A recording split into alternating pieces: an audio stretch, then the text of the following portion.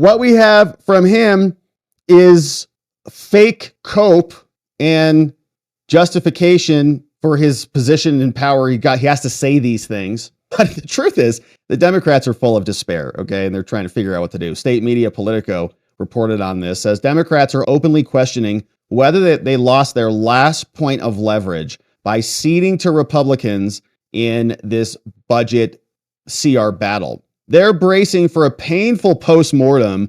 We just saw in all of the polls, their base wants them to fight. They cannot fight. As they try to avoid a September rerun, Schumer and 9 of his members helped pass this through, but this was the first time since the start of Trump's second administration that they had real leverage to fight him. Now they just gave it all up. Schumer's strategy exposed major fissures within the party, marking many of his members a disappointing retreat. We should do a retrospective, said Ruben Gallego from Arizona. Asked whether his party lost some of its clout by acquiescing.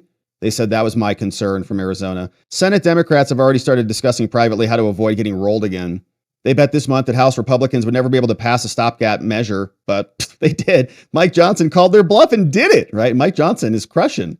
We were just talking about that, said Mark Kelly. We've got to come up with a plan. So Mark Kelly's plan was to buy a new Chevy Tahoe, 2 of them. Some Democrats are now afraid that they inadvertently gave Republicans a playbook for government funding fights in the future. Cut Democrats out. Just get rid of them. Muscle legislation through the House with only GOP votes and bet they can jam the Senate. Yeah, just do this again. Chris Murphy pointed out the possibility as he laid down frustrations. He said, this is a really dangerous precedent. Why would Republicans work with us going forward since we just caved? Since we don't want to be blamed for a shutdown, they'll just do the same thing again. Isn't the first time that they figured that they're losing. I think our caucus needs to work through how we're going to coordinate a common message.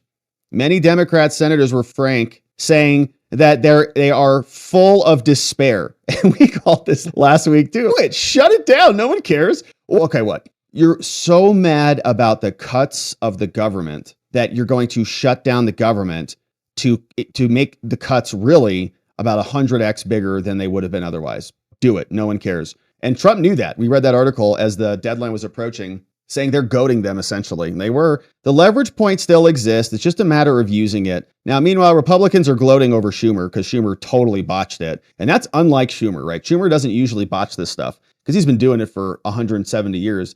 He can get away with, he's got some experience on this. And the question, of course, is what can they do now? Because he has basically reversed himself. Said we're gonna fight, and then came back out 6 hours later and didn't fight at all. They're struggling, trying to figure out what to do about it.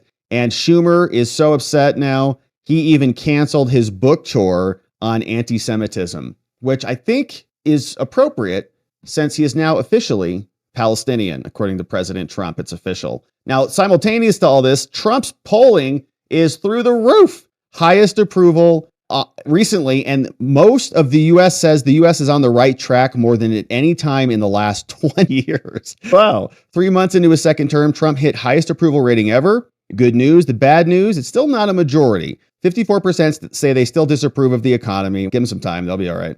We got tariffs coming in, more polls. Real Clear Politics aggregate of polls shows Trump's 48.2 average on approval rating. So very positive stuff there. And we're going to keep our eye on it. Now, meanwhile, we've got Ted Cruz was hosting his podcast. He brought Elon Musk on to talk about what else is coming. One of the things you told me about is magic money computers at Treasury. Yeah. So tell us about it, because I never heard of that until you brought that up.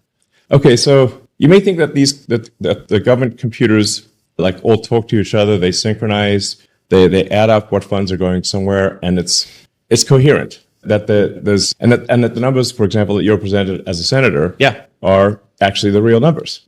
One would think they're not. Yeah. Okay.